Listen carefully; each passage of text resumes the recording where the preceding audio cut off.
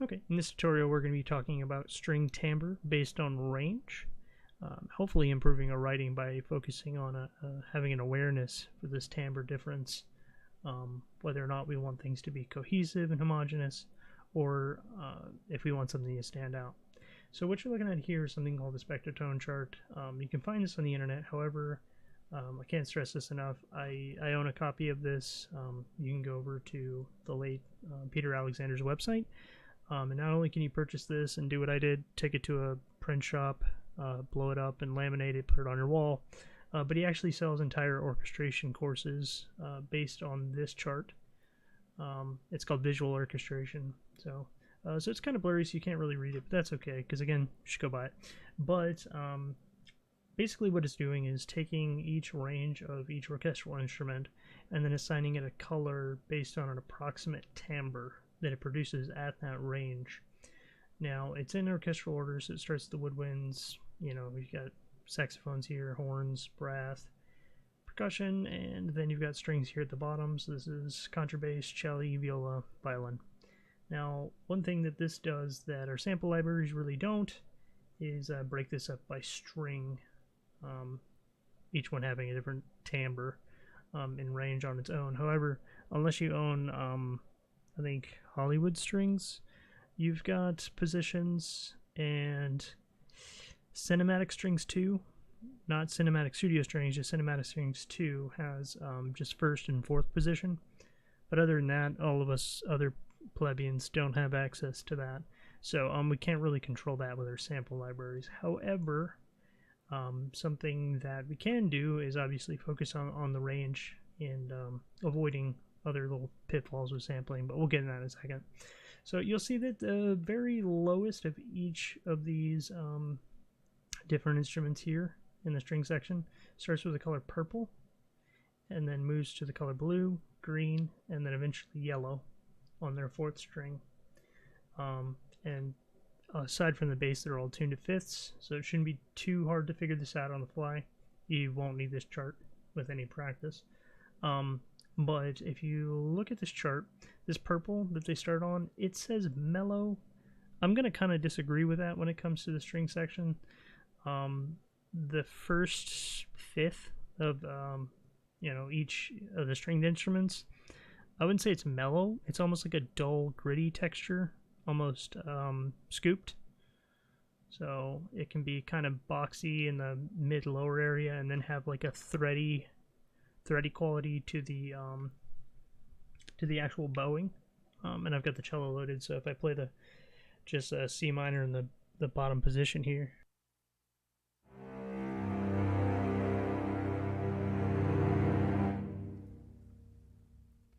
there's nothing mellow about that. And then from the purple there, then we move up a fifth, and then starting on the G string, we get this rich quality, which is blue, and I'm going to agree with that. So if I play, just like G major,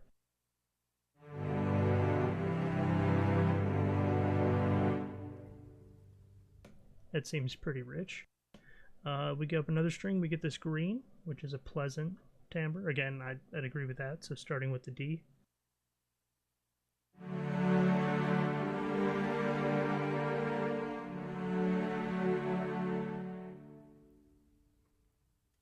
And then the top there, we've got this yellow timbre, which in the case of the cello starts on an A. And this yellow is a bright timbre. Again, I'm going to agree with that.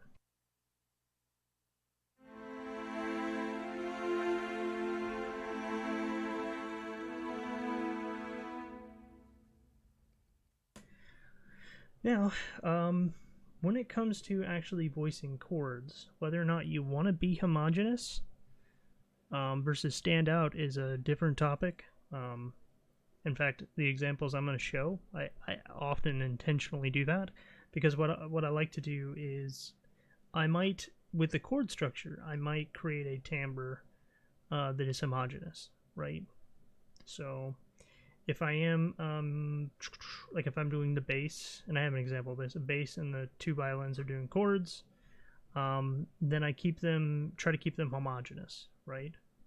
And then the viola and the cello, on the other hand, I would say you always want to move up one, like play it higher in comparison. If you want it to stand out, just in general, unless it's the violins, and then the violins being on the top voicing in general, then it's going to stand out. But if it's a middle voicing, I always just try to go brighter. You could have chords way up here and bright, and then just go this low muddy stuff with a melody, but it's going to sound too separated, and I don't suggest it. I tend to actually push the melody closer to the chords when it's underneath a chord bed, and you'll see that and hear that in here. So I'm just going to minimize that. So first, this is the rough ranges of where these changes happen. So I've voiced a chord with the violins down to the contrabass. So you can see this is the bottom C for the contrabass, bottom C for the cello, bottom C for the viola, and then bottom G for the violin. Now you notice I have these all up a minor third from the bottom. One thing that tends to happen that you want to avoid with sample libraries, because that's the way they work, or in general, is you don't want to run on the very bottom note unless you intend to really maximize those open strings. So like if I play the cello with the open note versus the D right above it, it's completely different, because there's no vibrato with an open string. It's a different resonance. It's going to be brighter. It's going to stick out of a chord. And because most libraries are sampled, at least in whole steps, there's a good chance that C sharp right above your C, in the case of cello, or the G sharp right above the G for the bottom string of the violin, or C sharp on, the lowest for both viola and bass, it's likely going to be the same sample. So if I play this D,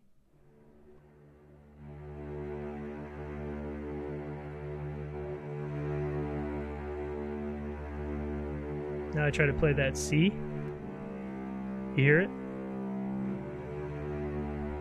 It's completely different. So I try to avoid that. In this case, I just did a minor third because I feel like that's a decent spot in the middle between that C and the G. So I'm just going to play these. So this one's going to be the purple color, or the mellow, which I would say is like a dull, gritty color.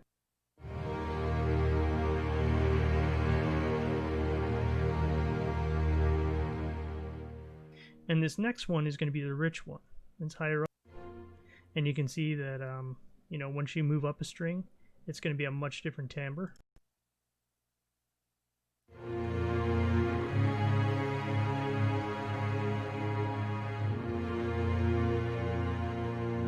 Now that was blue in that chart, and here's green. Pleasant, I agree.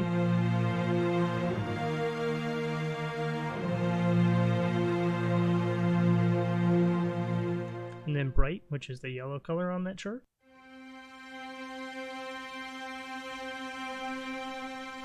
Now again, just changing where these notes are drastically changes the overall sound of the string section. You have so much contrast. Like, imagine going from this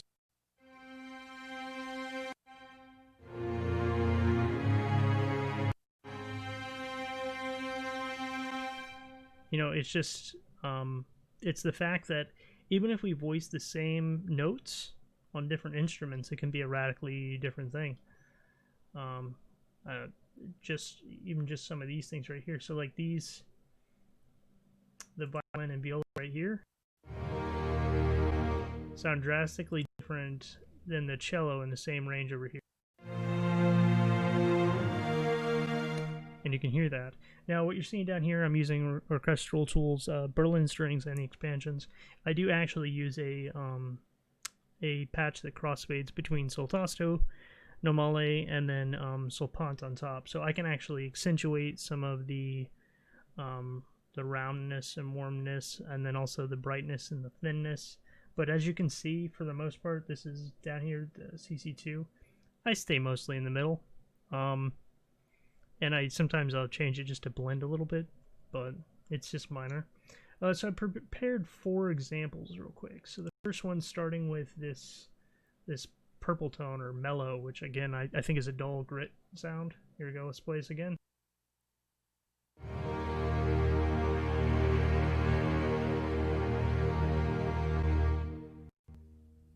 Now what I did with this one was I actually put a violin 2 octaves up in its bright register. So I've got this dark, gritty, like dull, gritty tone with the violin 2, and then 2 octaves up, I've got the violin 1 in that bright register. So it's really going to cut, and with these dark, gritty chords, it's going to make sense in context why I have that there.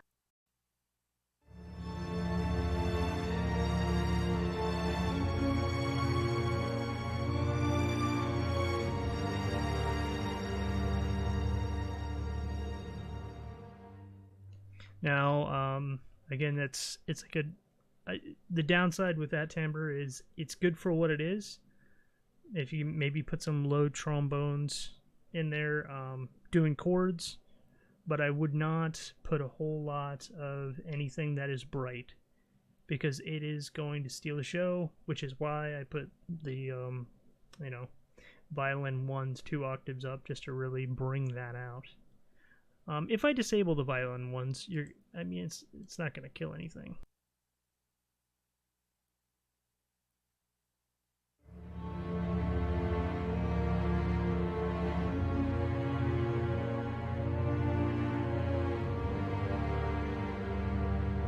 But if you did anything else, it would immediately step on that.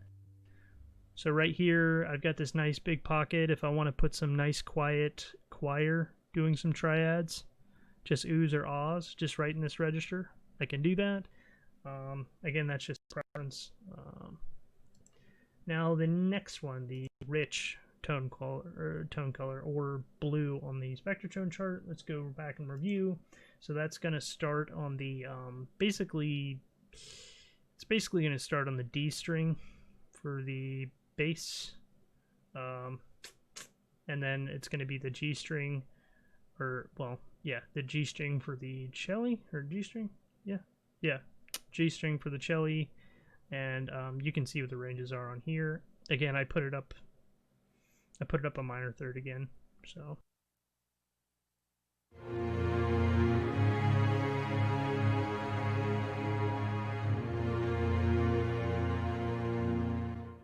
Alright, now my example, this one I put a little more movement in the chords here.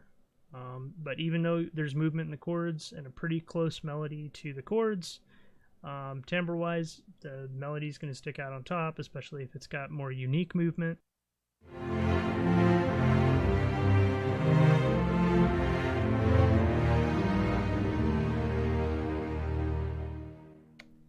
Okay, and the third texture, which is going to be the pleasant one.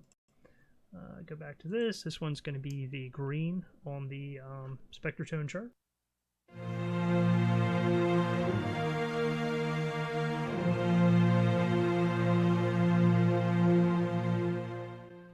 Now in this case, I like with the pleasant, again, it kind of suffers from the mellow one, where it has a tendency to get stepped on, because it's not as rich like this range.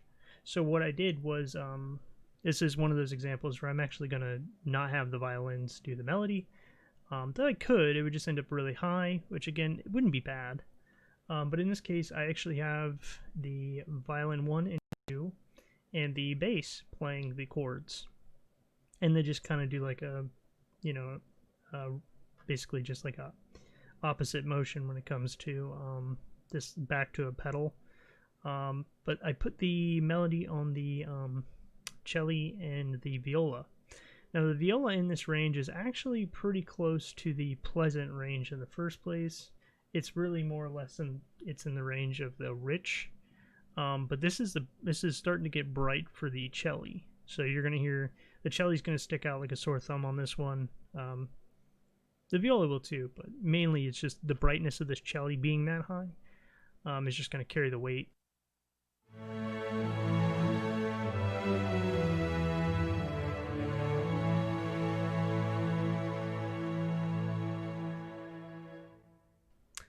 Now, if we took the viola and the cello,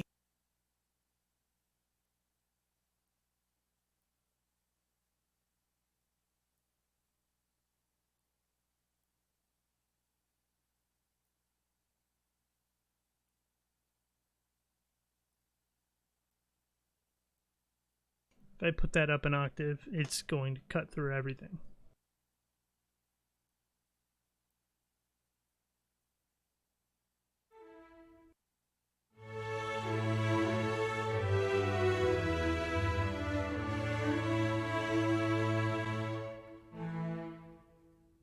But, I mean, if you had a heavier orchestration and you wanted it to cut through, that makes sense, but before that, not so much.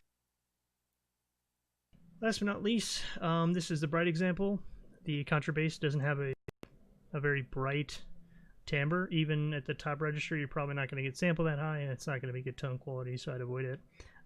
Cello has a melody again here. Nice, quiet chords, thin on purpose, because they're bright, and that's what I want them to do when they're bright. You got to keep the dynamics back, the movement back, because otherwise, because of that high energy, it's gonna steal the show. So again, we got the cello in here, and it's bright register as well, but the viola and the violin's on chords.